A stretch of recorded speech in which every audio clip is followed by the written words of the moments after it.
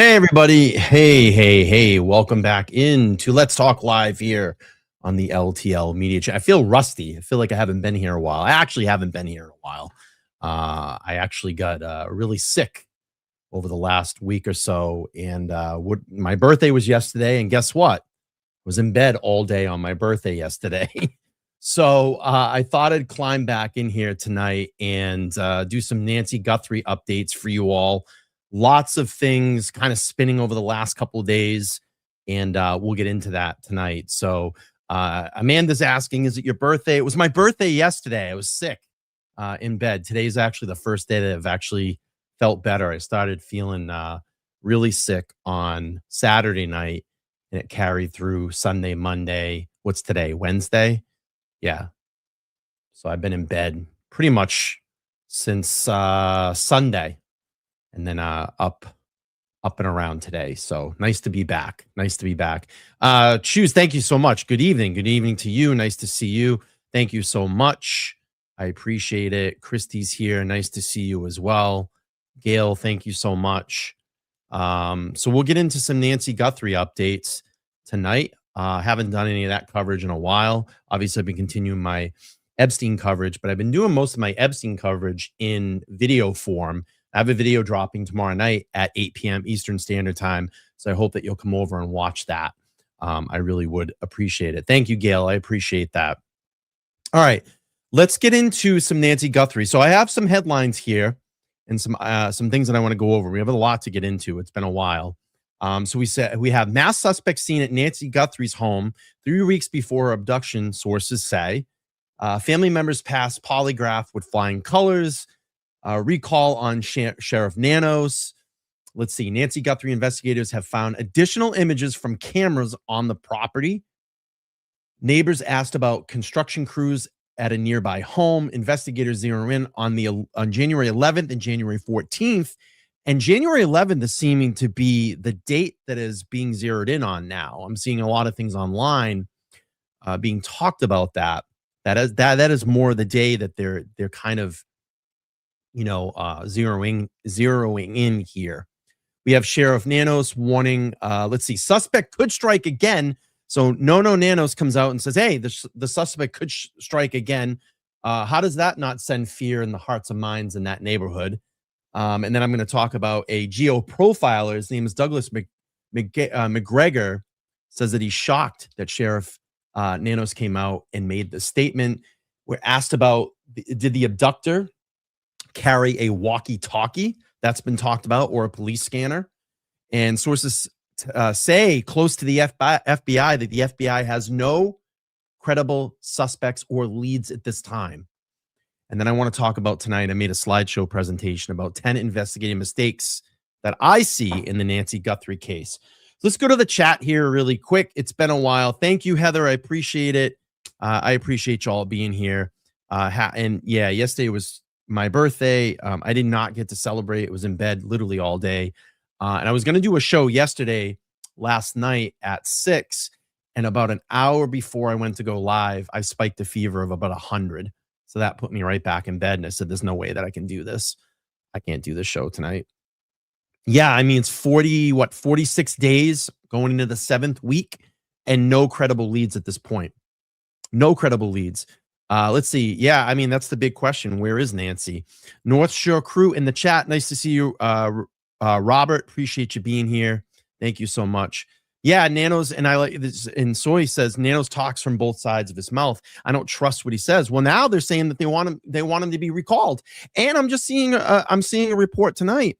One of the accounts that I follow very close to the Nancy Guthrie case says, update here. Allegedly, Sheriff Nanos has prevented evidence from being turned over in a timely manner to the FBI. Nanos is accused of withholding information and evidence from others who could provide possible solutions. And I'm starting to believe that now. I've had this feeling about Nanos since the beginning of this case. Another report just came out. Nancy Grace just dropped the T on the porch guy that was literally camped out on Nancy Guthrie's front porch January 11th. And that's what I said. That is the date that everybody's kind of zeroing in on now. It says creep level 1,000. Who is this guy and where did he take Nancy? So Let's see. Heather's saying, I was watching. Thank you, Heather. I appreciate it. Heather's saying, I was just watching Nancy Grace and she was talking about some experts and things keep getting more confused. I'm totally confused about this case. I am totally confused. But let's get caught up here a little bit. So this article here was from the Crime Board, and I thought this was great. It had some of the latest things that were going on in the case. It says, let's see, camera footage recovered from Nancy's property. According to a report by People and InStyle, investigators have retrieved thumbnail images captured by motion-activated cameras that had been installed around Nancy Guthrie's home. The Sunday Guardian Live reported that the cameras were positioned in the backyard, side yard, and near the swimming pool. As of the latest reporting, no suspicious activity has been detected in the footage, including the night of her disappearance. But investigators continue to analyze the material along other forensic evidence and digital data. The recovery of these images mark a notable step in physical evidence review, coming more than 6 weeks after Nancy was taken from her home on early hours of February 1st. You know, my issue with the whole thing about this too is that we knew that there was DNA at the scene. DNA had been collected, and then we had Sheriff Nono Nanos that just said, "Oh, you know what? We're just going to send it to our crime lab. That's what we do." But at that point, the FBI is involved in this investigation. But because and this may just be by case law that they have jurisdiction, they have head of this investigation, and it's on the Pima County Sheriff Department to turn this over to the FBI, doesn't do that and just says, hey, we're going to send it off to our DNA lab. Well, it gets down there. We find out that it's mixed samples and that there's been issues getting into this DNA. So what's going on with this DNA now that was supposedly caught at the scene? What are we doing here? It's 7 weeks. And we heard a lot of things about gloves. There were gloves around the scene. Apparently, there was a glove that was traced back to a restaurant worker, but then that was free and clear right away, too. So that gave us false hope. And why did that DNA, that specific piece of DNA, trace back to someone at that restaurant? Are you telling me that that person was in CODIS? Is that what we were looking at here? Why wasn't that told to us? So how would they know that this traced back to a restaurant worker and then ultimately what? Within a short amount of time, just cleared, free and cleared.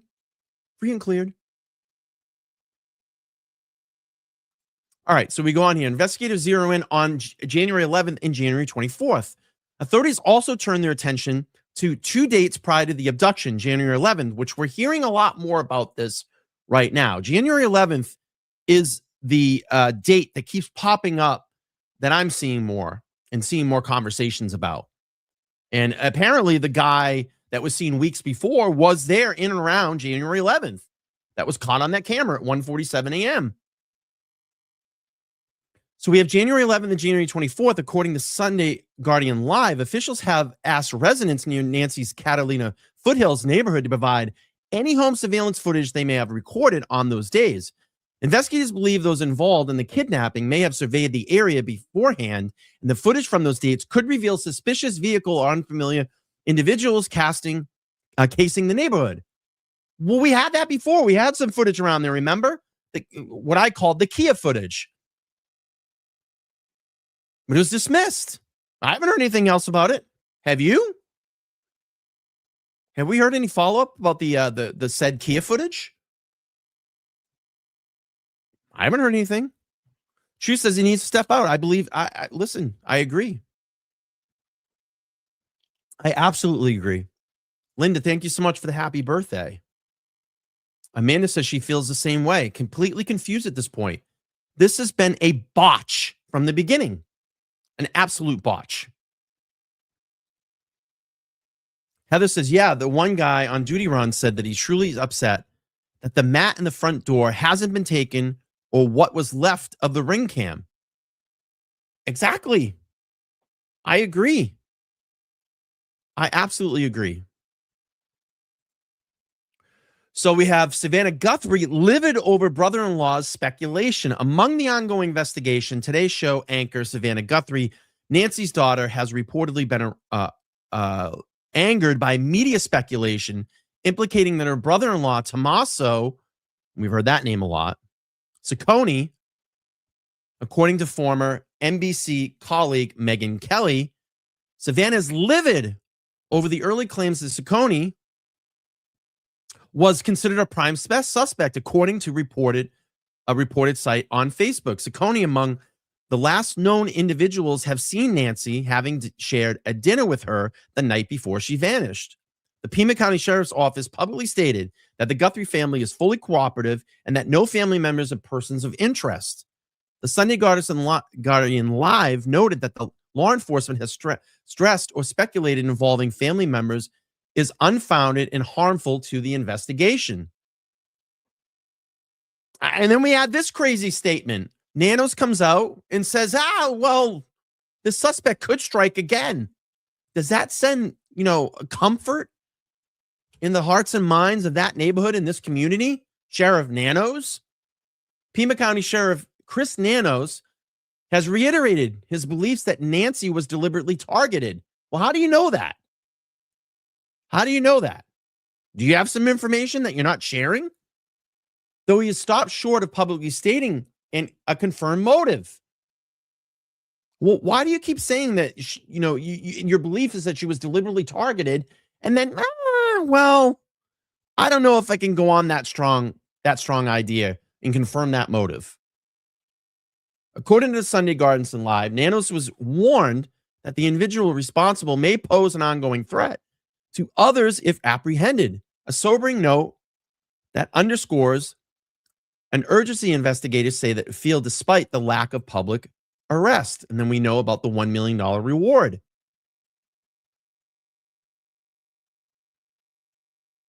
So there's some short updates there. Let's get into this. This came out, Megyn Kelly the other day on her show, talking about this with some experts.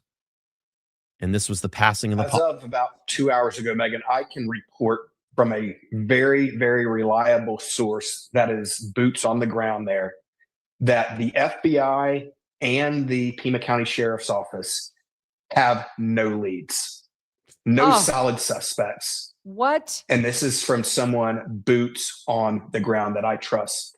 All right. They have no solid leads. I can also report that it has been confirmed this morning, and I'm sure we all assume this, that every family member passed polygraphs with flying colors. So what does this other date have in mind?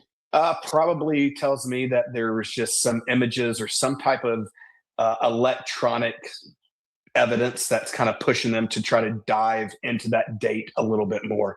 But that is a conversation that's huge, that I had. That information is huge. So then that means, I mean, I know some people don't believe in the polygraphs. I do. But if that's true, then we can move on from the brother-in-law and the sister. And it kind of sheds a little more light on the sheriff's statement to NBC that he's had a theory about this case from the beginning, and nothing has moved him off his theory, and that he does believe he knows the motivation for the crime. And in the interim between that first day and now, where he says his theory hasn't changed, he did say that the family had been ruled out.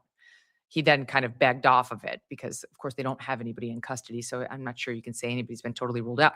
But that's very interesting. I want to play for you the sheriff's comment to NBC News just days ago on how he's saying, contrary to what you're saying, that he thinks he knows the motive, which would be a lead. But you tell me. Here he is.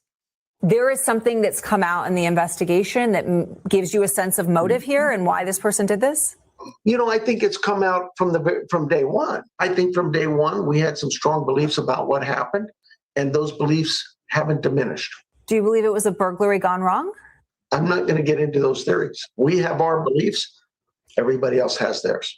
Nanos says he's intentionally withholding their theory and other details in the case, citing the integrity of the investigation.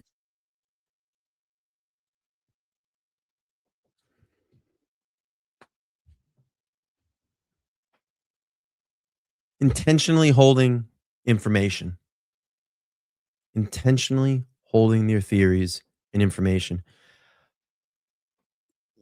Well, maybe by this point you want to start sharing some of those things. Maybe this could generate some more leads and put people in the right direction as to get past this confusion. But you're saying, Chad, no leads? You can have a theory. Let me correct the way he worded it. No suspects. Right? You can have leads without suspects, obviously, and that's what they're doing. That's why they keep going back to these residences and these houses and following up with neighbors over and over again. I agree. They're probably on to some type of theory, but we still don't have a suspect. This is like Yeah, amazing. But if that's true, so are you revising what you were told from no leads to no suspects? The way he worded it is the FBI has no suspects. Well, I mean, I guess I'm not shocked to hear that, but like that doesn't bode well in terms of, like when you look back at the Brian Kohlberger case, they did, it took 48 days or something like that to nab him, but they had a suspect for, a good chunk of that last portion there, Jonathan. It wasn't bupkis. Like they'd been working leads. They had found the knife sheath. They knew the car that the suspect had been driving. They were going through meticulously all the records of the white Hyundai Elantras of certain years. It sounds like none of that's happening here. It sounds like, if Chad's right, it sounds like there isn't some special sauce of hot leads they've been pursuing that they're not just sharing with the public and we're days away from getting an arrest. It sounds like it is as cold and unsatisfying as many of us have feared. Right. And so no suspects does not mean that there's no theories, of course. And, this is criminology. So rarely do we get an evolution in tactics by criminals. So criminals fall into, like everything else, everybody goes to the grocery store at the same time. You put something out online and next thing you know, everybody's wearing that clothing, that article of clothing, or watching that TV show. So criminals are very similar. They develop tactics because these people are not rocket scientists typically. They develop tactics that criminals will gravitate towards. And so there's probably just a handful of possibilities that motivated this individual to go. I sat here weeks ago when I first started covering this case, and I sat here and said, they're going to probably find out that it's some maintenance worker or,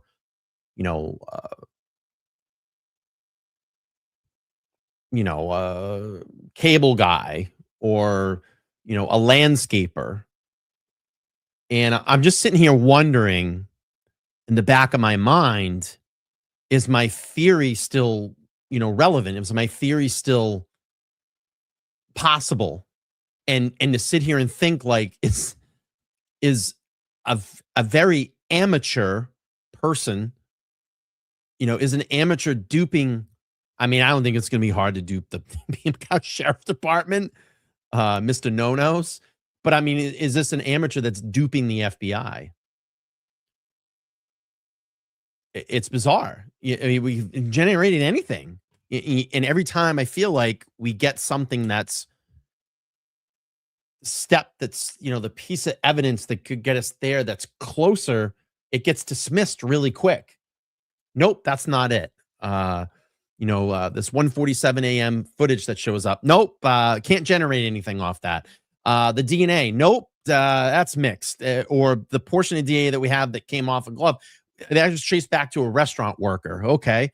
Now we hear about this other, said images that are retrieved from the camera, and they go, oh, but it doesn't have anything of relevance to the case. Okay. So what are we doing here? It's like 2 steps forward. What do they say? 1 step forward, 2 steps back.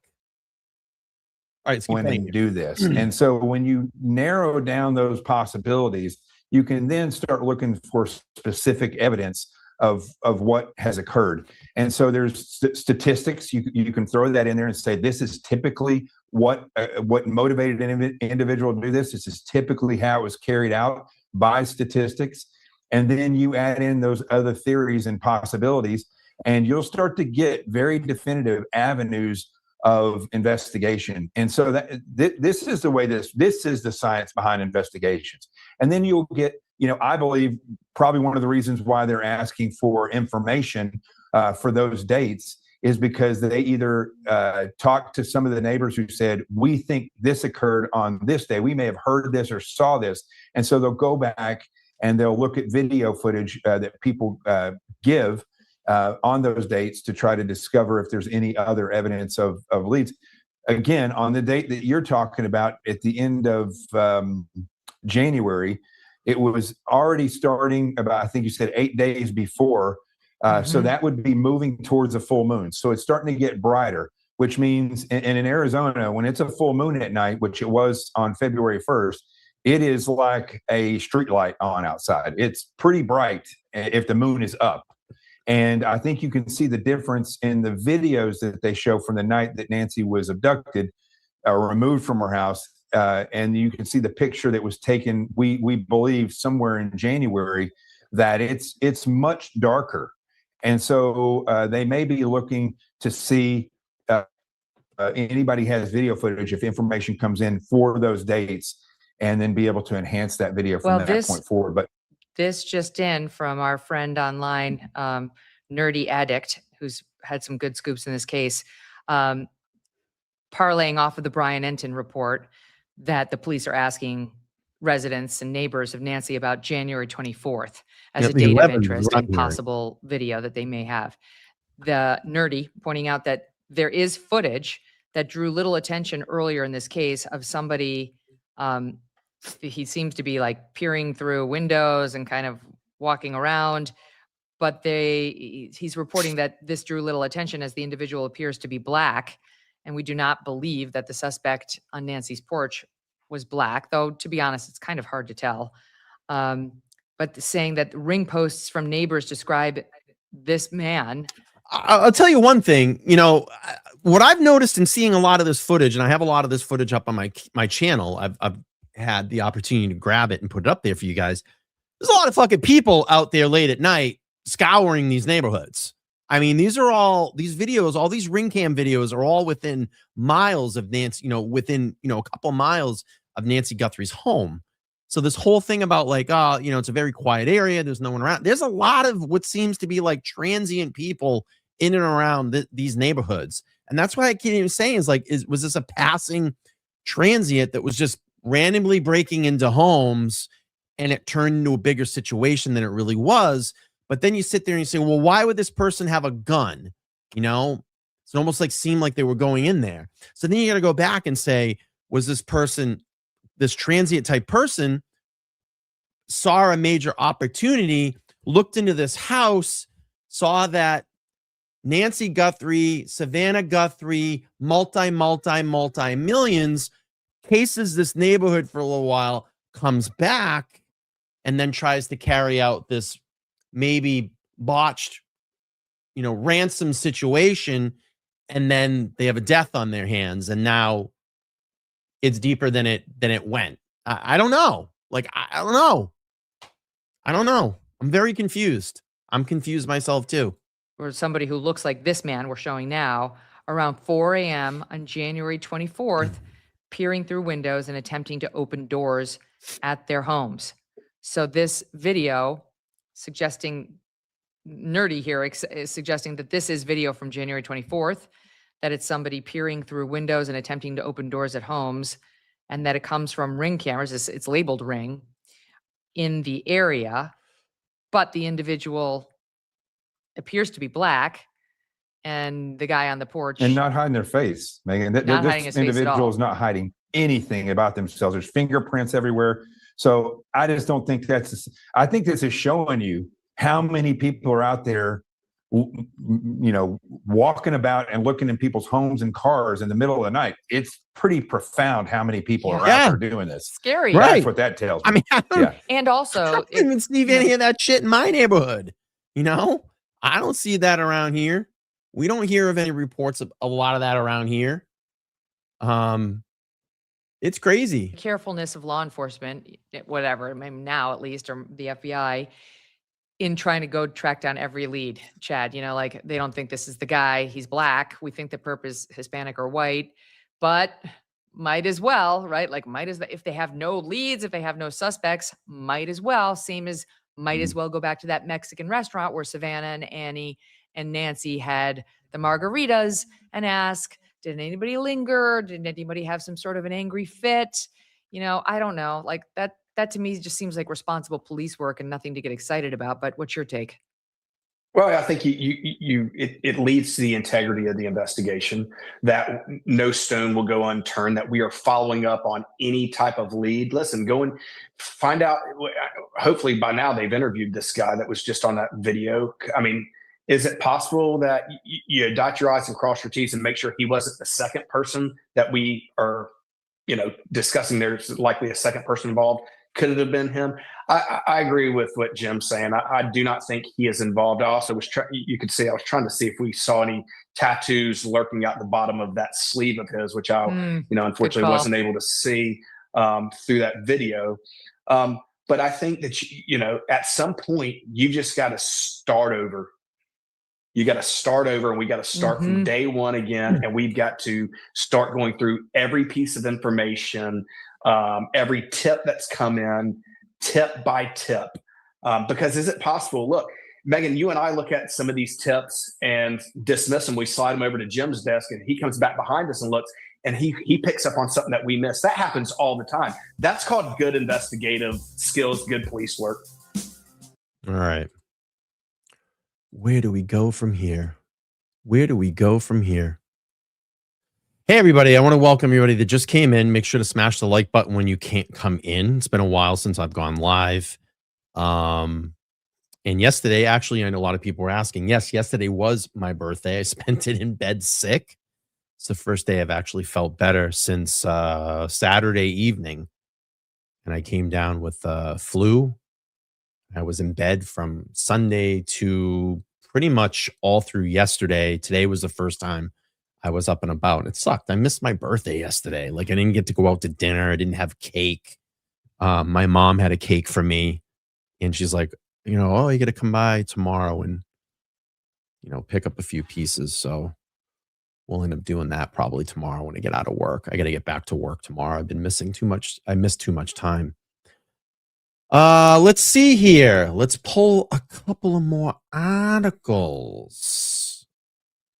Let's see. From the is the stomach thing going around? Because that's what I had, man. It was brutal. Brutal. Thank you, Karen. Appreciate you. Because I got that stomach thing, man. It was brutal. And hopefully and thankfully I'm at the tail end of it now here. No pun intended. Let's see. From the New York Post, sheriff leading Nancy Guthrie investigation faces massive recall effort from furious locals. He's been an embarrassment. Thank you, Sue. I appreciate that. They say he's been an embarrassment. And I want to say that there was a recall effort for him, back in 2018 or 19? There was some, so I guess it is going around. Michael said I had the stomach virus as well. Yeah, it was not fun. I can tell you that. Says Chris Nanos, the sheriff in charge of Nancy Guthrie's investigation, is facing a massive recall drive from furious locals after the Democrat embarrassed the county. The Post can reveal. Daniel Buttress, a Republican congressional candidate, confirmed that he has already initiated a lengthy recall process. He has over 500 volunteers working to collect signatures to oust Nanos from office. I mean, look at this guy. Do you think that spews confidence? This is a bipartisan effort. It's not like we're trying to get signatures from one party or another. Let's see. He's been an embarrassment to Tucson and the Pima County with the Nancy Guthrie case. He said, adding last week's allegations that sheriff lied under oath about his employment history. Those were the final straws. Everybody's pretty disgusted, Democrats and Republicans. Let's see. Goes on to say, well, yeah, listen, police in Pima County had an unanimous vote of no confidence in Sheriff Nanos on Friday, he added. I've decided to do it because I'm a congressional candidate. I'm already in the spotlight and I don't see Nanos messing with me. So that is the recall effort on Sheriff No Nanos. And my browser is frozen. So that's not fun. Well, it just got unfrozen. So, but I mean, listen, do you have confidence and trust in a guy? And I just lost the video. Hang on. I mean, when someone comes out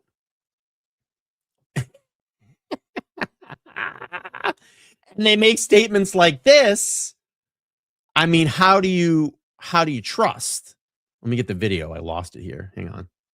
How do you have any sense of confidence when you have a sheriff that's in charge of probably the most important case of his life, and he comes out and makes statements like this? Good morning. I don't know that everybody knows who's here. Of course, I'm Sheriff Chris Nanos. John Edwards is the Tucson chief here for the FBI. And he'll have let's back up. I want you to see Edwards's face. Does this show confidence? Chris Nanos, John Edwards is the Tucson chief here. Does that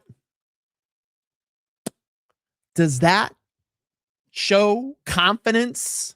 Does Edwards, the FBI agent, look like he's confident that Nanos is running this investigation? Look at his face.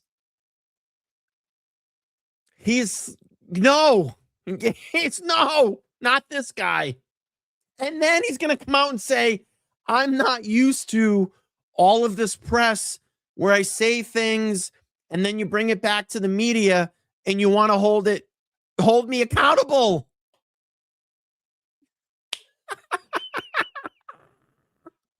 I can't believe this guy said this. Let's listen to No Nanos. Here for the FBI, and he'll have some words for you as well. This is really, for me, pretty new. All the media attention. So I apologize to you for sometimes I'm speaking in generalities, and I'm not used to everybody hanging on to my words and then trying to hold me accountable for what I say. Try to hold me accountable for what I said. You're the fucking sheriff of Tucson. You have a very important job. You're head of law enforcement there. Someone hold me accountable. Oh, dear God. Oh, dear God. We need help.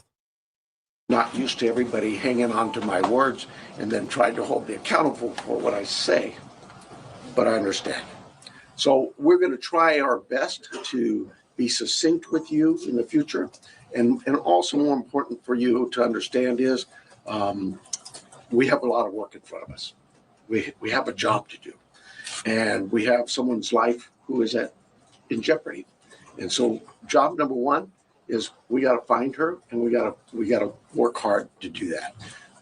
I understand there's great attention on this, and rightfully so. And I appreciate it, and I thank you for it because it has generated a lot of leads for us. Real quick, Karen, thank you so much for the birthday Cash App. I appreciate that. It says $25. I hope you get to celebrate this weekend. Thank you. I appreciate that. And if anybody wants to send a super chat, you can hit the super chat button there at the top of the chat, or you could become a member, and that helps support the channel by clicking the $sign down there, and you can become a member as well. Or you can send the Cash App. Just click on the link at the top that says Happy Birthday, Brian. You can send Cash App or Venmo through that as well, too. Support the show.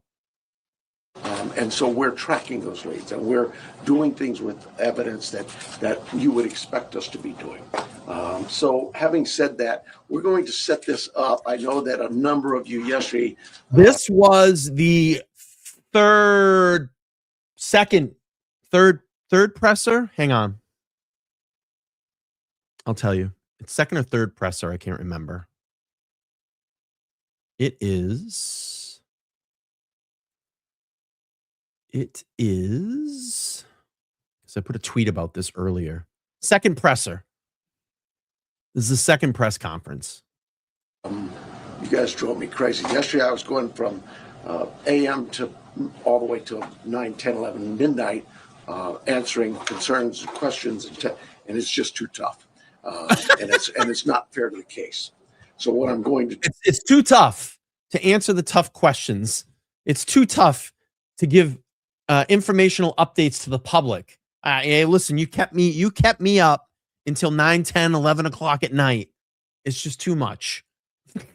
This guy, holy shit. Tell you is today we're going to do this similar to what we're doing right now. Here we'll take questions. It's not really my briefing, it's your briefing. You'll be able to ask us some questions.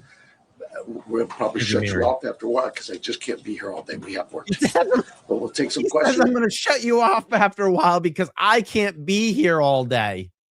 This is why this guy's being called to be recalled. It's why people don't want him in there anymore. That's why people don't want him there anymore. That's why they're asking for a recall, because he's not doing his job. And I read today at the beginning of the show, there's a source that's saying that he's still holding information back from the FBI. Important information. Go back to sleep. Melissa, thank you so much for the $10 super chat. I appreciate that. Thanks for supporting the show. I appreciate that. All right, let's keep going here. And then in a couple of days, unless something breaks, we'll do this every couple of days. Something breaks. And we'll set up with you through our PIO teams to give you anything that comes up that might change, but clearly they'll notify you on these, what I call media briefings. So with that, I'm going to ask John to come up. If you've got a statement to say, John, and then we'll take some questions and we'll get back to work. He's like, get the fuck out of my way. Hello, I'm John Edwards. My spelling is JONEDWARDS. I'm the Assistant Special Agent in charge of the FBI's office here in Tucson. First, we want the community to know that the FBI is doing everything in our power to bring Nancy Guthrie home to her family. The FBI is working alongside the Pima County Sheriff's Department on this incident. In terms of what the FBI is doing, we are providing the following support. Primarily, it's analytical and technical support in the following ways. We're downloading and analyzing cell phones, obtaining cell tower information, conducting interviews, and providing any and all investigative support that the Sheriff's Department needs. We're looking at this from every angle, but we need your help.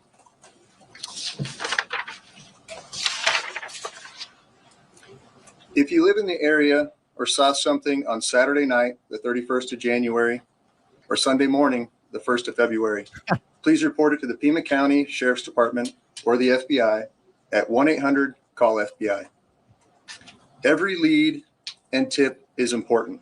We are aggressively pursuing and looking. Who's the local you want me to speak to? Give them my email address. Here's my email. If they live in Tucson, they know something about this story, have them reach out to me. There's my email. I just dropped it. It'll drop. Is it someone that's been in and around the case, that knows about the case, that knows about nanos? Have them look me up. letstalklivepodcast@gmail.com. Send them my way. Into every single one. Again, please help us bring Nancy Guthrie home. Thank you.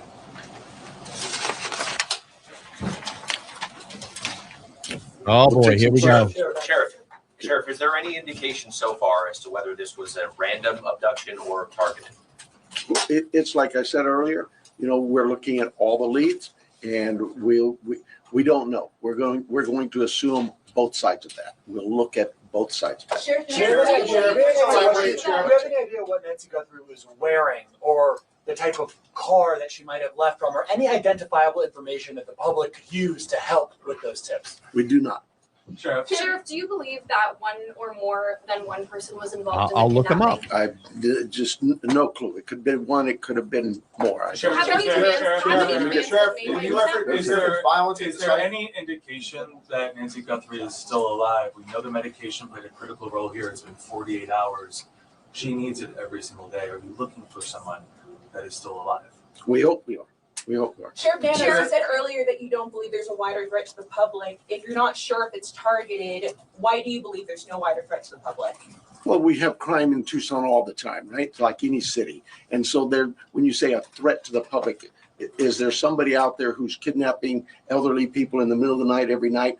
We've not heard that. We don't believe that's the case. We do believe that Nancy was taken from her home against her will, and that's where we're at. Sheriff, when you reference violence at the site, can you elaborate on that? And also, was there a sign of forced entry, any valuables taken, any bank or ATM cards used after her disappearance? We're not getting into that. What I tell you is, like any crime scene, we process this crime scene.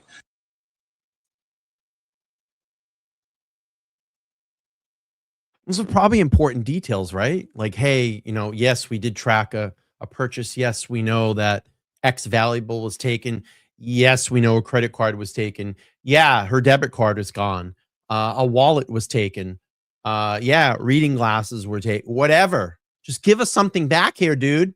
You haven't given anything. And it's been, 7 weeks since we had a press conference from this clown? I mean, I think to kind of quell some of the, you keep hearing these reports about rumors and people are angry. And I'm going to get to an article here in a little bit about this. I'm not going to play this full thing.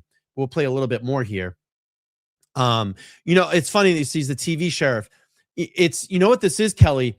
And someone made this great analogy. I saw a meme the other day. It was a side profile in Nanos and said, he's the guy that at the end of he's the guy at the end of the Scooby-Doo episode when they pull the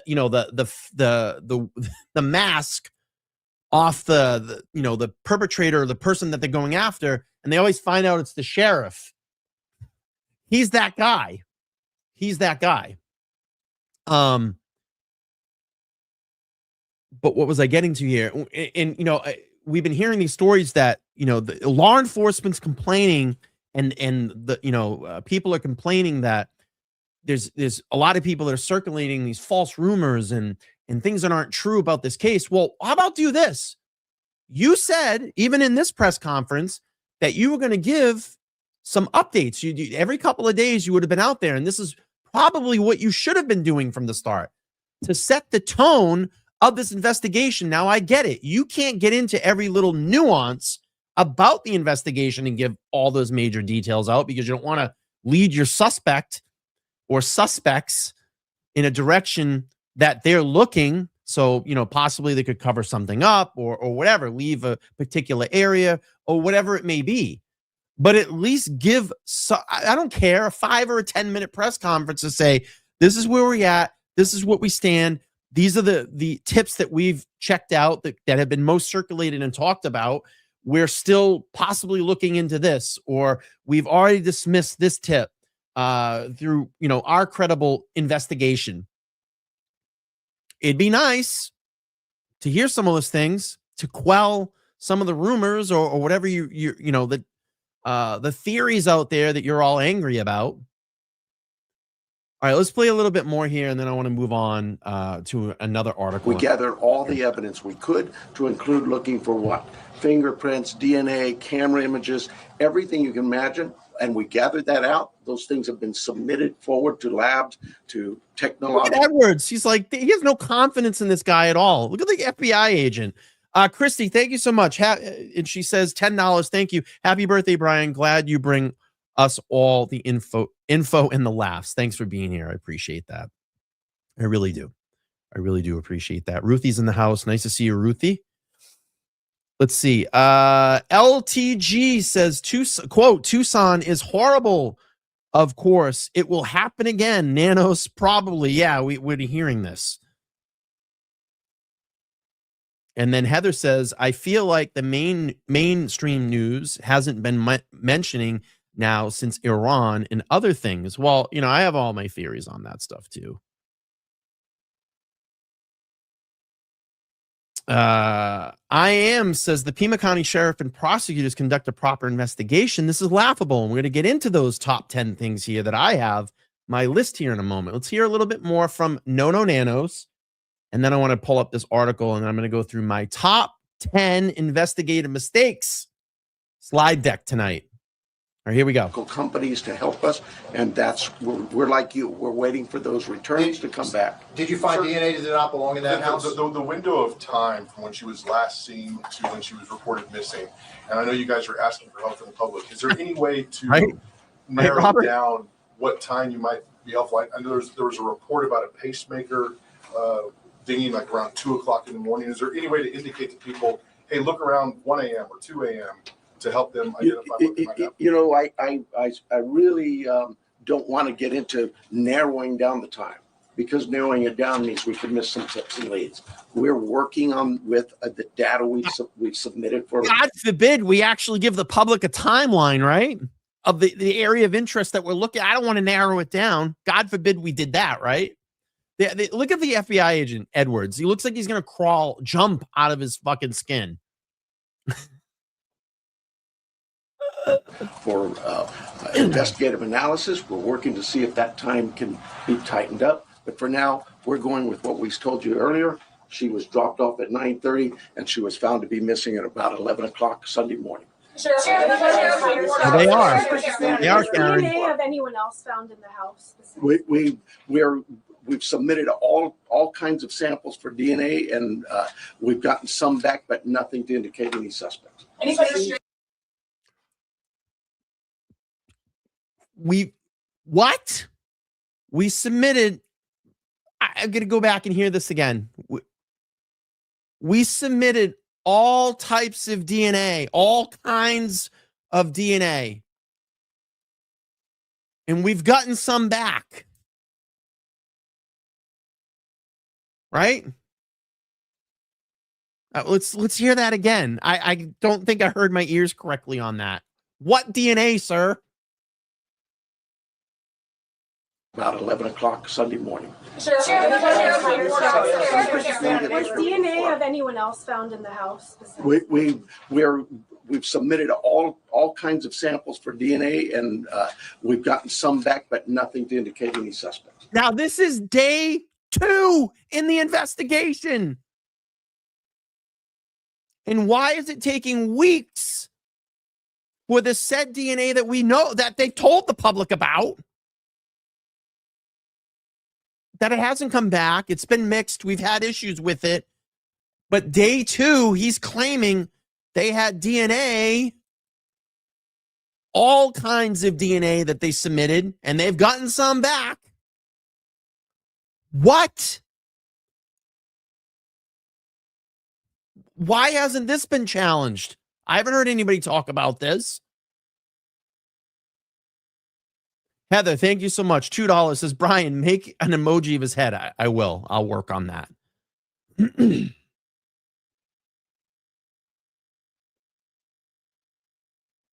I know. Look at this guy. He's going to jump out of his skin.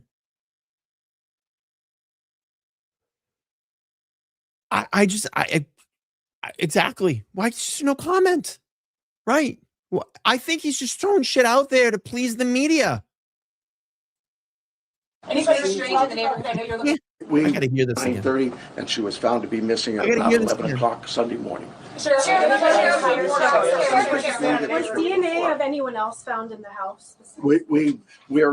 We've submitted all kinds of samples for DNA, and we've gotten some back, but nothing to indicate any suspects. Anybody strange in the neighborhood? I know you're looking at video, different surveillance camera, anything that we should be looking out, different cars. I have nothing in that regard. Have any demands been made by kidnappers? We have all kinds of investigative leads we're working on. Sheriff, we noticed that the camera on the front of the house is missing. Brian Enton. Do you believe the perpetrator purposely took the camera? Don't know that. We're looking into that as well. Has that scene been fully processed now? We saw deputies leave around 6 o'clock last night. We didn't see tape go up. The Amazon driver was able to walk right up to the door. Is that very standard for how you handle this? The scene is done. We're done with the residents. If we need to go back to get, maybe we want to do something with some other piece of evidence there, we contact the family and let them know. But we've turned that over to the family. I don't have the time, but it was sometime yesterday, I believe. 2 days into the investigation, the crime scene, according to Nanos, was turned over to the family.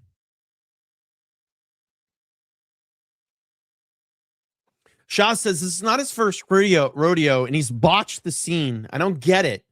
He's up to no good. He's shady. He may be involved because I did hear someone say that it could have been ex-law enforcement. That's a theory that I've heard out there as well. I don't know. No one knows. That's the problem, because we're not getting any answers from No Nanos, because he's a no-no. He's just a no-no. He needs to be recalled, and he needs to step aside. He needs to give full control to the FBI. Shouldn't be involved in this. Cover any tire tracks or any footprints around the house? No. Was there any? Would you please take us through the timeline that you've established of You don't events know. so far, and with as much detail as you can? 9:45, 9:30, 9:45, we were told she was left at her home by the family. At 11 o'clock in the morning, the family got notice from somebody at church that she was not at church. Well, listen. Hey, at least Tommy Lee Jones tracked down Harrison Ford pretty quick. Harrison had him on the run in The Fugitive, but at least Tommy was always one step behind him, right? That was kind of the whole movie. You know, Harrison's Ford characters, The Fugitive, was always one step ahead of Tommy Lee Jones, but Tommy Lee Jones was always on his heels. We're not even getting that with No Nanos. Nothing. He doesn't even know. He's not behind the suspect. He's not 1 foot behind the suspect. The suspect's not on the run. Right? That's a great movie, by the way. Hey, you know what came up? It's so funny. You know what came up in my algorithm? Yesterday, while I was homesick, I saw a clip of the Chicago parade they do there every year, where they dump all the green into the the river down there. And they were filming The Fugitive at the time. If you watch the movie, Tommy Lee Jones is making his way through that parade. Well, as they were live shooting the movie, there was a reporter out there, and he goes, "Oh, wow, Tommy Lee Jones just passed us." And he kind of grabbed him, and he said, "Oh, I heard that you're down here. You know, what are you doing walking through, the crowd or whatever?" And he said, "Oh, we're filming a movie right now called The Fugitive." And they had that little interview snippet. I thought that was kind of cool. But that popped up, obviously, because of St. Patrick's Day. And that's so funny that we're talking about The Fugitive tonight. Good tie-in. Here we go. They went to the home, found her to be missing. That's the timeline. From Saturday night, 9:45, we'll say, to Sunday morning, 11 o'clock. Have you been Let able me to get somebody back here, please. Have you interviewed the people that reported her missing, the people from the church? That's the family. Oh, from the church as well. We're doing all kinds of interviews. Yes, I'm sure we have. Have you been able to access the footage from the cameras at the house? But that's all been submitted, and we're doing our best with those companies who own those cameras or built those cameras. Are there any plans to release those videos from the cameras, from the surveillance? Are there any plans to release the video from the cameras, surveillance footage? We don't even have them yet, so no, not at this time. Sheriff, So that could Sheriff, there's a investigation. report of a suspicious man a few doors down last week. Is that anything that you guys are aware of? I'm not aware of it. My detectives may be. Interesting how that comes up on day 2 my voice cracked on day 2 in this presser. And he says, "Oh, I have no idea. I don't know what's going on about it." But isn't it funny that we're going back to that now? And where was the report I saw about that? Yeah, this Fox report. I'm gonna pull out of this. I'm gonna pull up this, and this is a good segue for this Fox report. Fox report came out yesterday. Mass suspect seen in Nancy Guthrie's home 3 weeks before her abduction. Nest cam image shows suspect visited Nancy Guthrie's Tucson residence on January 11th. Remember, I was talking about that date. January 11th now is the date that I'm feeling a lot stronger about than the 24th. 3 weeks before suspected kidnap, says, and sources tell.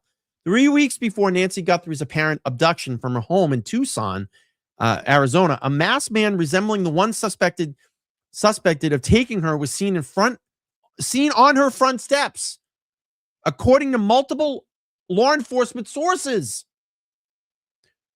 Let's see. On February 10th, the FBI released surveillance images recovered from her Nest doorbell camera. As Fox Digital previously reported, one of those pictures were taken on a different date, and others, according to another source, with knowledge of the investigation. Authorities have, at different times, asked neighbors to check their home security systems for the entire month of January. excuse me, and the night of January 11th and the hours surrounding Guthrie's disappearance between the 31st and February 2nd. And that was the biggest thing about these images. That, remember, when these images first came out, the biggest thing that was talked about was, oh, in this photo, this suspect's wearing a backpack. Oh, in this photo here, there's no backpack. Remember? That's what people picked out right away. Backpack, no backpack. And I know people here have said, oh, this is a second image. It's a leaf. You know, oh, this is someone's face. This one right here. It's a leaf. But it goes on to say, January 24th also emerged as a date of interest. News Nation reported last week, citing a neighbor who said she was asked for a video from then, too. Quote, we don't know what that indicates. Obviously, most hopeful read on it is that they're looking for somebody and they're trying to place a person of persons in the vicinity at the hour of those dates to see if, in fact, they could begin to work backwards. Retired NYPD inspector of Fox News contributor said on Fox and Friends Wednesday morning. Less hopeful, let's say that have something in the forensics that show some kind of unusual activity that they're trying to hone in on. The masked suspect remains identified. According to the FBI analysis, he's around 5 feet 9 inches, 5 feet 10 tall, and a medium build. Authorities said he's wearing a 25-liter black Ozark Trail backpack. The January 11th date is both when residents using the Ring Neighbors app were asked to check video early in this case. So I'm wondering, is that what we just heard here on day 2? That reporter said, you know, Sheriff, we're hearing indications of someone being out there weeks before this. And now they've gone back to it. And when 2 law enforcement sources say the masked man was pictured without a holster or a backpack. A post on the app from a neighbor said investigators were seeking video from 9 p.m. to midnight on January 11th, and also mentioned a suspicious vehicle spotted on Via Entrada, a street near Guthrie's home, around 10 a.m. on January 31st.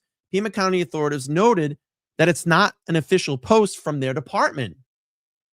Please check your recordings before they get overwritten, the post reads. Footage of the vehicle traffic is particularly helpful. There's no description given for the vehicle. Separately, a neighbor said that she saw a strange man walking in the neighborhood in mid-January. Quote, he didn't have a typical walking gear on, and he had his hat pulled really far over his head. Local homeowner Alden Meinster, I think it's Meinster, told Fox News Digital in February. She told the Digital News that she knew it was just after January 8th when she had visitors in town, and at least 3 weeks before Guthrie's abduction. It could have been the 11th. Michael Young, another long-term resident of the Catalina Foothills area, said investigators came to her house and told in total of 5 times. On that last visit, when I was talking to FBI and the sheriff together, they did mention the 11th, Young said. I had mentioned that to the sheriff's department, came back for additional footage, and they mentioned something about a different date. The Pima County Sheriff's Department has declined to discuss, here we go, not giving any public information again. Pima County Sheriff's Department has declined to discuss the date specifically, publicly, asking for local residents to submit video of any suspicious activity of people and vehicles recorded between, oh, look, just give them a fucking month, January 1st or between January 1st and February 2nd. There's still questions about whether a masked suspect had any help. The sheriff said all along, while investigators are working to identify the person seen on the doorbell video, they're not ruling out that this was the only person involved, a department spokesman said last month. At least 2 men were detained and released without charges in the investigation. Police have no publicly named suspects, persons of interest, or vehicles connected to the case. Now we have the combined reward of $1.2 million for information that leads to Nancy's recovery. That's where we're at. Sophie, thank you so much. 18-month member, channel moderator. Thank you, Sophie. I appreciate you being here. Appreciate your support. And we're happy to have you here as well, too. Yeah, the 24th as well. But that date that we're hearing and they're honing in on is the 11th. That's been the biggest date that I've heard so far now. This is the date that they're really honing in on. All right, I'm going to go up to here and talk about my top 10 things that I've seen that have kind of hurt this investigation. So we have the top 10 investigative mistakes in the Nancy Guthrie case. Again, I'm not an expert. This is just my opinion, gathering information that I've kind of sourced through all of this. And, we'll talk a little bit about this. So why is this criticized? Well, why this investigation is being criticized? Based on reporting, expert commentary, and investigative criticism, multiple decisions made early in the investigation have raised questions. Legal analysts, former investigator, and journalists have pointed out several areas where mistakes or controversial choices may have impacted this case. Many of these issues occurred in the first 24 to 72 hours, which are the most critical in abduction investigations. For Christ's sakes, we have a show out there called what? The First 48. Because why? The first 48 hours in an investigation are the most critical. And I'm going to already tell you, you're all going to go, when I show you number one on my chart here, you're going to go, yep, this should have been done. This should have been done right away, right? Here we go. Oh, look at this. Mistake number one. Crime scene released too quickly. Authorities reported released the home as a crime scene early, allowing people to re-enter the property. And why does this matter? Well, potential fingerprints and fibers may have been lost, along with, I'm going to add DNA in that as well, too. Shoe prints or trace evidence could have been contaminated, and abduction scenes are normally preserved longer. He just said in presser number 2, we released it back to the family. We've collected samples and we've sent them out. No, it's not a crime scene anymore. But fuck, they've been back over there a lot over the last month, right? So why was this not locked down? Why was crime scene tape not put up instantaneously and this treated as a crime scene? You've botched the investigation, sir. And I think right now what's happening is the FBI is trying to go back behind your poor authority in this case and your poor investigation in this case and try to help this family out and clean up this mess that you created.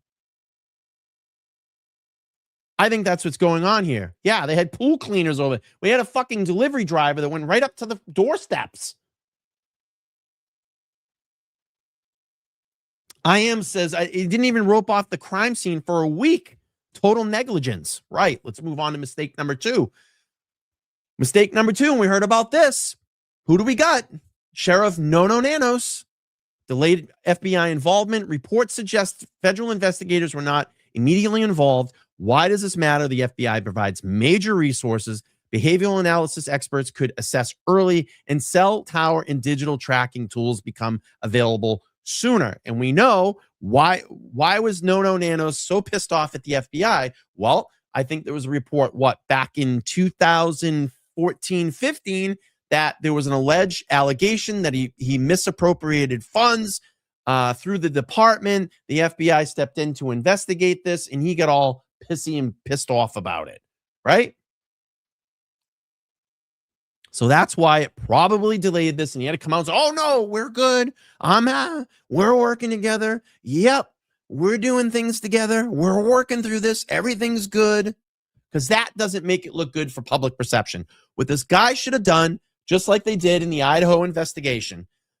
In the Idaho investigation, what did they do? Local department, Moscow Police Department, what did they do? They immediately called in the FBI. They took their egos, they put them aside. They let the FBI step in and take control, take mostly control of that investigation. That's what should have happened here. Moscow at least knew that, hey, I don't have the resources here to do all this. We need to get more people involved here. We need to get more people involved, more experts involved, more resources involved, instead of standing up there at the podium with your fucking ego and turning around and going, well, maybe I don't know. Not going to answer that. Not going to do any of this. Probably release the crime scene early. And that what? Just creates problems. Creates tons of problems. Garden State Accountability in the chat. Hey, Vincent, what's up, dude? Long time no talk. Great channel. Make sure to go over and sub to his channel. He does a lot of accountability over there, holding public officials accountable. Vincent's a really nice guy. Great guy. Super nice guy. Glad that I had the opportunity to meet him and collaborate with him as well, too. Thank you, Karen. Appreciate you. Yeah, and that's been a big topic of conversation, too, that they never processed the mat. They never looked at the mat.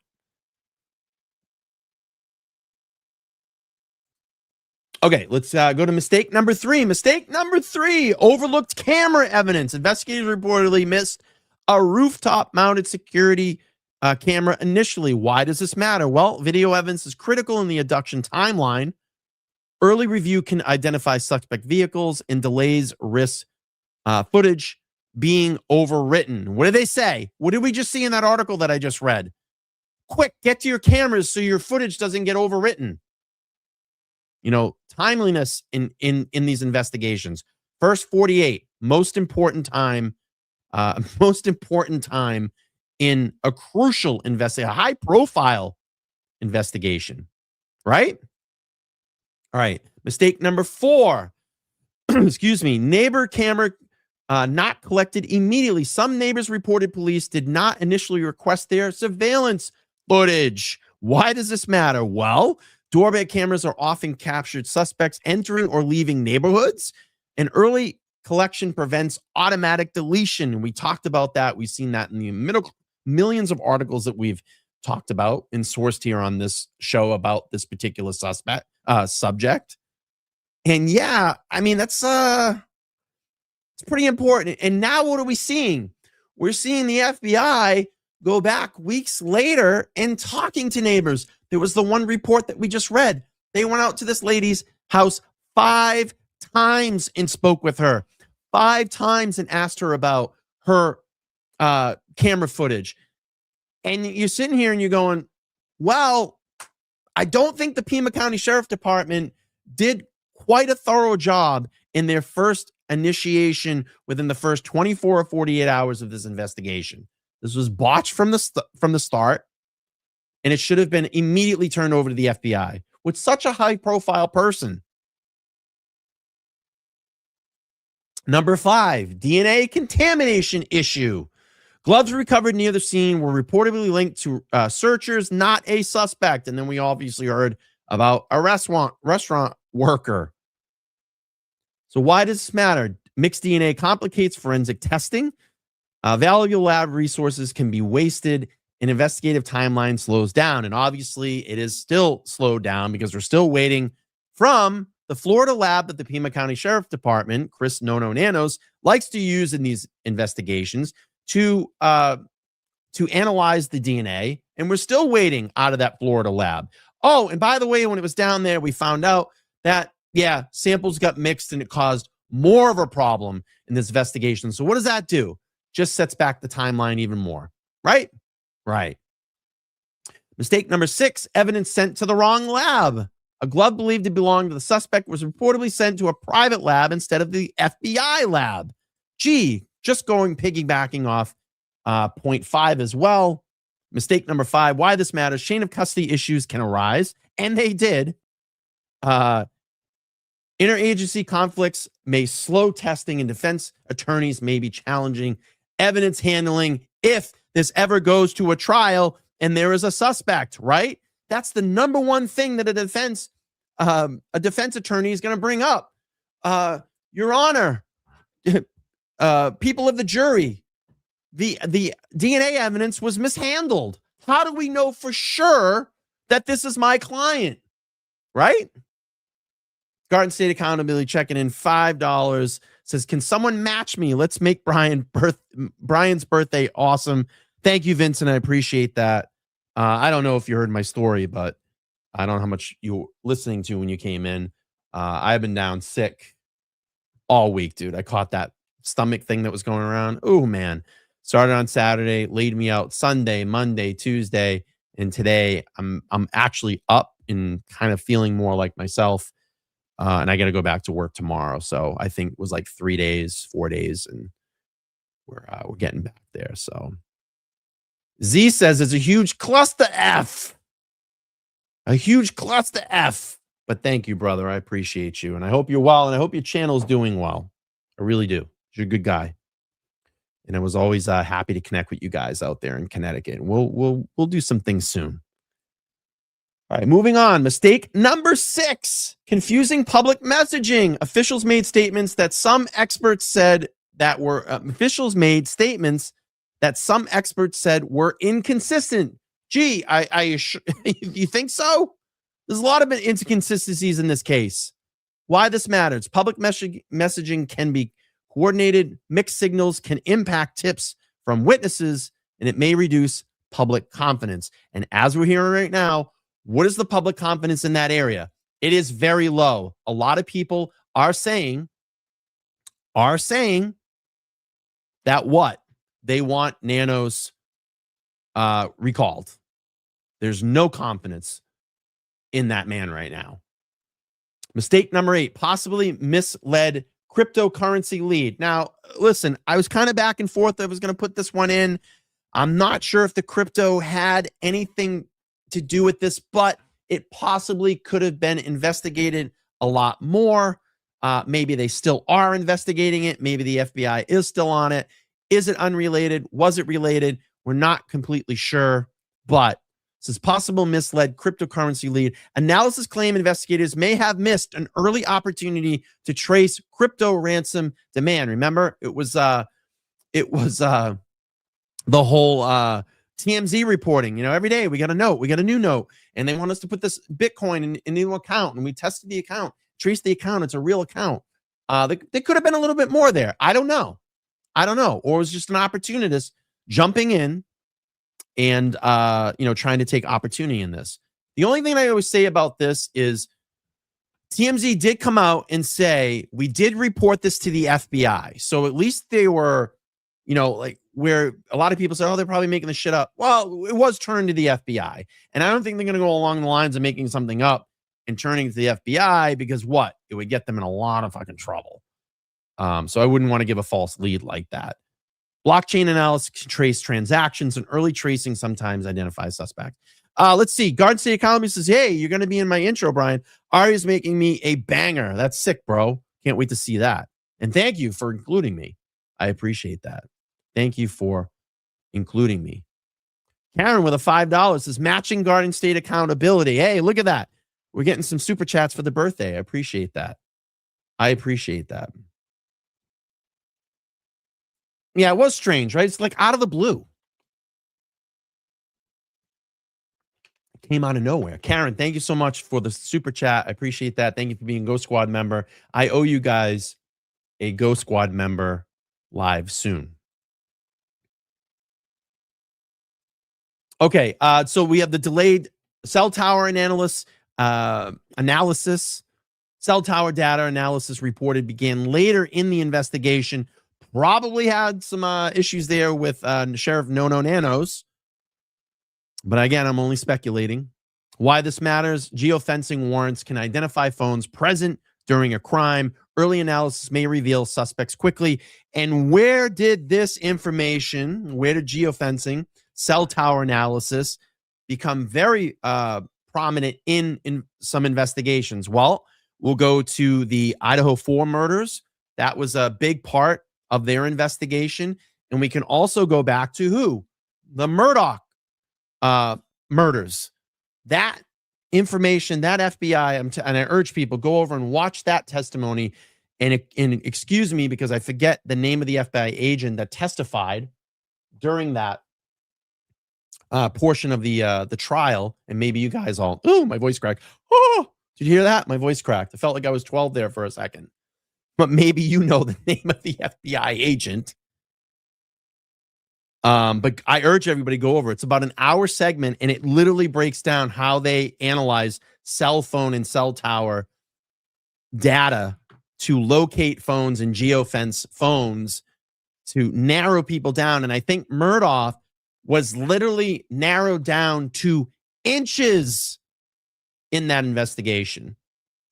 And because of that, the Snapchat post there, they were able to coordinate that and get him down. I believe it was like within 6 inches of the exact location of where his phone was. And they nailed him right inside that kennel. Yeah, the snap. Yeah, the snap too. Yep. It was inches, I believe. And I could be wrong. It was either feet or inches. It was damn close.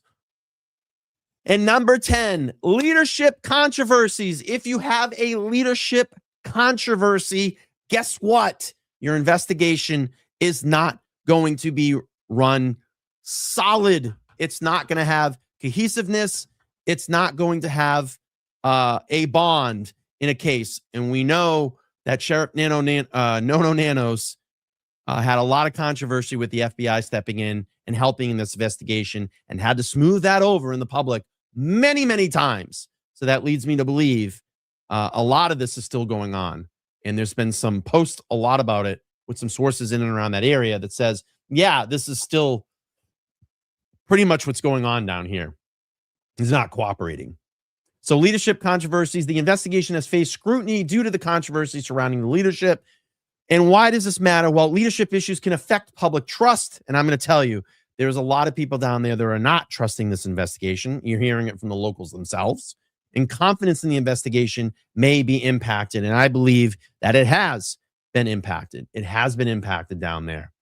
It has been impacted. I think public trust is poor right now in that area in Tucson in this investigation.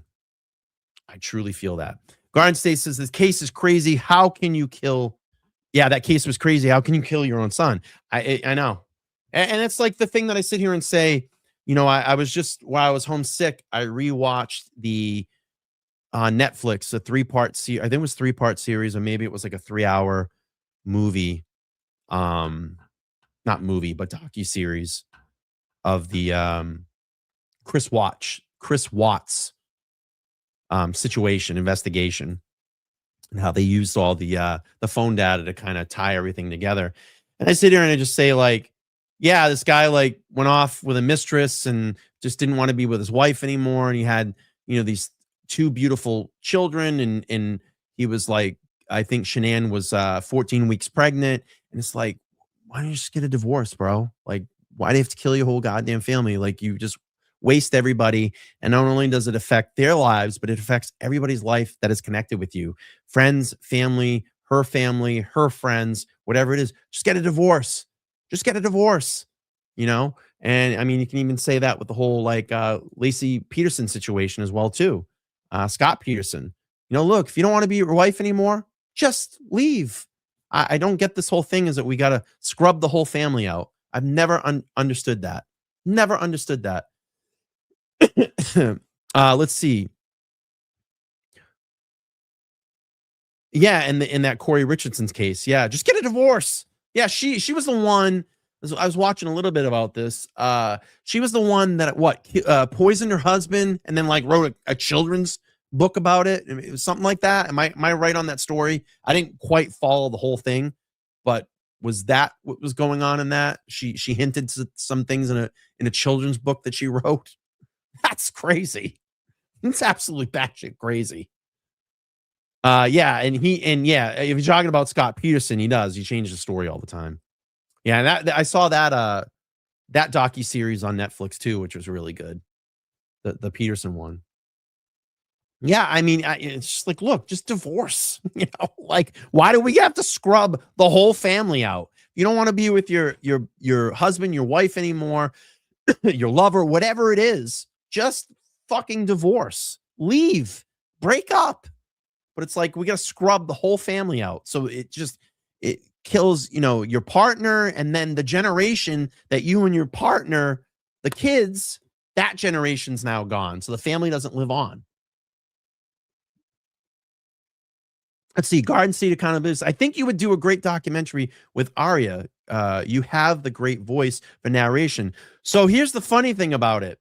I actually just shot for a documentary. When was this? December? I think it was December, maybe January. I had a documentary crew come to my house. It's about a case that I've covered here on my channel. It's not Karen Reed related. But I did shoot with them. We did a full day shoot. It was very long. It was like 10-hour shoot. And we shot it was about an hour and a half to 2 hour setup. We shot about 7 hours of footage, and then we had to do all this B-roll stuff that took about an hour. So I might be off a little bit. Let's see, 7, 8, 9. Yeah, about 10 hours. We shot about 10 hours that day. And that should be out hopefully in the next couple of months or just the beginning of next year. So I did shoot for that. So that's going to be great. But I can't talk about what it is. But I'm actually, the funny thing is, as I've been getting into creating videos, there are some little mini documentaries that I want to do here on my channel. And I have a script written for one right now, but I'm waiting for a crucial piece of something to come back for me to do this said docu. I mean, I guess I could start filming it and putting together soon. But that's something that I want to work on here too. So I have some ideas for stuff like that. So Jay Boogie in the house. Hey man, I'm probably gonna jump on your spaces tonight. So always love talking with you guys. You and Amy are the best, and you're so inviting, and you guys are awesome. I have a lot of fun when I come on your spaces and just talk movies or whatever. It's been a good time.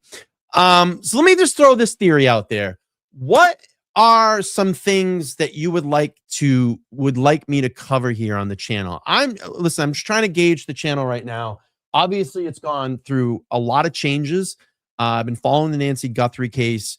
I've been doing a lot of deep diving into the Epstein files, which I have a great Epstein file video that's going to drop tomorrow night at 8 p.m. Eastern Standard Time. It's going to premiere, so you can go in and chat and check it out.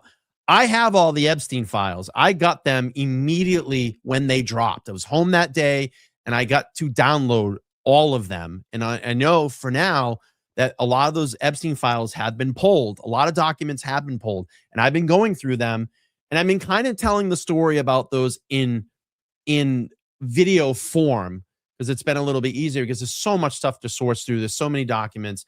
But if you guys want me to start doing live streams about those, I will. It's right now, it's a passion of mine to go through that.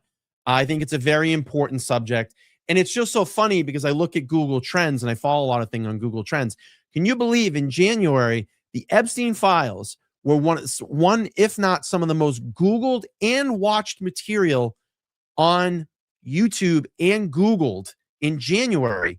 Do you know now it's not even barely talked about? Why is that? There are major things and major people that are involved in those files. And those names need to be exposed, and those people need to be held accountable. There are major CEOs and government officials that are named in those documents that have major ties to Jeffrey Epstein and have possible ties to crimes involved with Jeffrey Epstein. Why is no one talking about it? And then when I drop videos about it, I feel like they're all shadow banned. Interesting. And who owns YouTube? Oh, Google owns YouTube. And if I was to look at Google Trends right now, what is not trending? Epstein files. But you know where I see a lot of trending information about the Epstein files? If you go on X, it's everywhere. But who doesn't own X? Oh, Google doesn't own X. X is kind of its own, free-floating platform. I guess, Elon Musk opened it back up to everybody, but it is all over X. And I still continue to talk about that. Yeah, the Ellen Greenberg case has been something that has been very fascinating to me as well.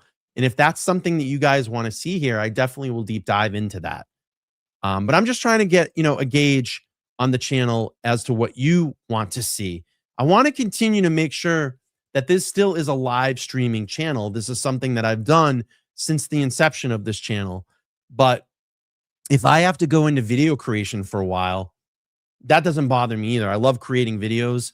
I have a great editor that I work with, and we've been pumping out some really, really great material. But I want to do things that are going to serve you. You know, I want to do things that are going to serve you, but I want to make sure that you all show up when I do those things. Maybe we'll get into that. Let's see. Did you cover the shady correction guard? It's so funny that you mentioned that, Karen. Tomorrow night at 8 p.m., you're going to want to watch my video. Yeah, and Tova Knoll is her name. And I have a large section in my video about Tova Knoll, and I plan on doing a live stream about her pretty soon because I have the full investigative file of Epstein's death. And I talk about this in my video, and you're going to want to watch that tomorrow night at 8 p.m. Eastern Standard Time. And I'll do this. I'll show you the link. I'll drop the link in the video so you can, in this live stream, so you can get set up. And tomorrow night, I'm going to go through the 9 suspicious things about the death of Jeffrey Epstein. So that's the link. You want to click on that, set your reminder, 8 p.m. Eastern Standard Time tomorrow night. And it will be a premiere, so you'll be able to go in video and chat in the chat room. It's about an 11-minute video, and I break down the 9 suspicious things about Jeffrey Epstein's death according to the death investigation. It's a great video, and you're going to want to watch it. It has a lot of power-packed information, and we do talk a lot about Tova Knoll in that, and I want to do an upcoming live stream about her because she's going to be testifying at the end of the month. She's been asked to come in and sit in front of the Epstein House committee, and answer some tough questions. So this is a suspect. This is a subject that I'm super passionate about. I think it needs to be talked about more. And I'd love to get you guys all involved in this. Heather says, I'd love to hear your opinions on it, Brian. Did you see the docuseries on that one? What one was that? I'm sorry. Let's see. Oh, about Ellen Greenberg. Yeah, a lot of people are asking me to do that. It's something that I've mentioned to some of my colleagues about getting into that. Ellen Greenberg's case. It's a very, very interesting case out of Philadelphia, if I remember. And that's something that I want to get into. So maybe we will. Maybe we'll start deep diving into that, sourcing some information. I can tell you this. So I did have contact with, and they've been out to Epstein's former ranch, Zorro, over the last week, investigating out there. And what was I going to say? I had contact with Eddie Aragon about his email that he received back in 2019, basically implicating things that happened at Epstein's ranch. I want to get Eddie on the show. I have his phone number. I literally just have to reach out to him, and I'd love to get him on the show to do a live stream with us and talk about that email that he received back in 2019, essentially give him a heads up as the things that were going on in Zorro Ranch. And he actually turned this over to the FBI. The email is inside the Epstein files. And I just did a review of one of his streams that he went into depth about this. And I'd love to get him on the channel to talk about this. I literally just have to reach out to him. And I meant to on Sunday, but I got really sick and I ended up in bed. So that's going to be my plan this Sunday, to reach out to him and set up a live stream with him and have him come over and talk about that. So I don't know. Let's see. Yeah, Ellen Greenberg. Okay. Well, I'll start looking into it. You guys want me to get into it? I'm going to definitely start looking into it. Yeah, no, it's a serious case. You want to see Ellen Greenberg? Perfect. We'll get into it. All right. I'll start doing my research on it. If you guys want it, I'll start doing my research. Love that. Love the suggestions. All right, everybody. We're about at the hour and 30 mark. You know, I only like to do about an hour and 20 minutes. I feel like it's best for replay value. We're at about an hour 30. So tomorrow night, my Epstein video is going to drop, and I will just show you what that thumbnail looks like. That's going to be tomorrow night at 8 p.m. Eastern Standard Time. I appreciate all of you to show up for that. and we're going to go over the 9 suspicious things about Epstein's death investigation. You're going to want to be there. And number 7 is going to completely blow your mind. Yeah, I'm starting to feel a little bit better. I got to go back to work tomorrow and just start to get back to regular life. But please come over, watch the video. We're still going to crack into the Epstein files. It's still very important. We need to talk about that subject here on this channel. Listen, I appreciate all of you for showing up tonight. My moderators, my members, the people that contributed to the super chats. It really means a lot. We're going through a lot of recalibration here and a lot of subject changing on the channel. I get that. I understand it. I respect it. But, you know, look, we got to move forward too. And we have a lot of other things that we can be doing here to use our resources in many ways to spread the truth and honesty about these subjects that we can get into. Look, there's a lot of things that are going on in our community, and I get it. And we still have a lot of the cross-pollination of the Free Karen Read movement here. There's a lot of drama that's been going on. And I could be doing that stuff too. But you know what? I just don't care about it. I really don't care about it. And I look at the sense of this. I think there's a lot of people out there that could be using their platforms for greater things right now than worrying about all the little nuances that have been going on and all the shit talking. Believe me, I could get up here and shit talk so much and make so much fucking money right now. But look, I feel like I'm on this platform for a purpose, to bring life to some of these cases, life to the cases that we talk about, give my opinion about it, get feedback from all of you, and participate in this. And that's why I'm here. And that's why, you know, that's always been my mission statement of this channel. And I will continue to move forward and do that. And look, I still support and respect a lot of those channels. But let's just, you know, let's move on. We have big platforms here. It's a lot of great things that we could be doing with them. So let's do that, you know, let's do that. But anyway, that's going to be it tonight, guys. I love all of you. Thank you all so much for being here. And tomorrow night, 8 p.m. Eastern Standard Time, another Epstein video is going to drop. I hope you come over and watch that premiere. It's going to be a great one. And it's going to be about the 9 suspicious things that I found in the 500-page death investigation of Jeffrey Epstein. And I'm going to piggyback off of that.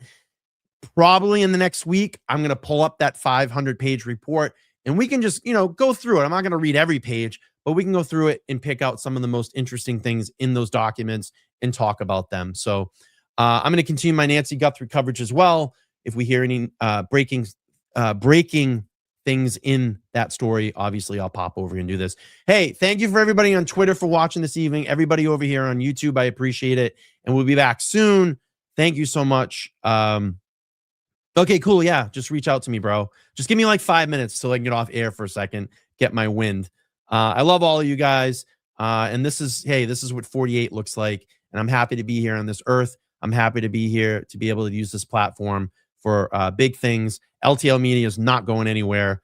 We're going to continue to push forward. We'll keep pushing this channel to its limits. And I appreciate all of you for being with me since 2021, since the conception of this channel. And we'll keep pushing forward. So I love all you guys. I'll talk to you all soon. And have a great night. Peace.